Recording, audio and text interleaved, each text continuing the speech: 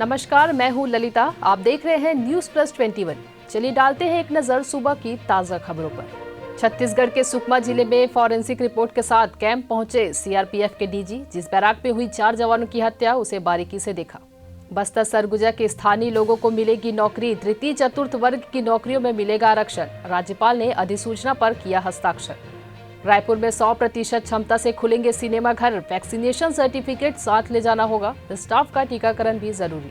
प्रदूषण पर रोक लगाने के लिए दिल्ली सरकार का 5 सूत्रीय एजेंडा तैयार। 11 नवंबर से 11 दिसंबर तक एंटी ओपन बर्निंग अभियान चलाएगी सरकार। लखीमपुर हिंसा में फॉरेंसिक रिपोर्ट में हुआ खुलासा। मंत्री के बेटे आशीष की रिवॉल्वर से हुई थी फायरिंग। रोहित शर्मा बने टी20 में नए कप्तान। केएल राहुल होंगे वाइस कैप्टन। विराट को आराम।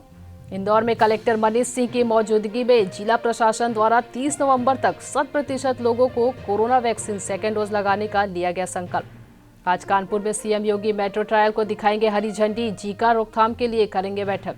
अखिलेश ने भाजपा पर साधा निशाना। चुनाव आयोग पर लगाए आरोप। धरने पर बैठने की दी धमकी। एसआईटी के कामकाज पर भी उठाए सवाल।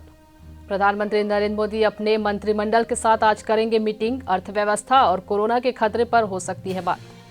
ऐसी ही तमाम जानकारी से अपडेट रहने के लिए हमारे चैनल को लाइक और सब्सक्राइब करना ना भूलें और नोटिफिकेशन के लिए बेल आइकन को जरूर दबाएं।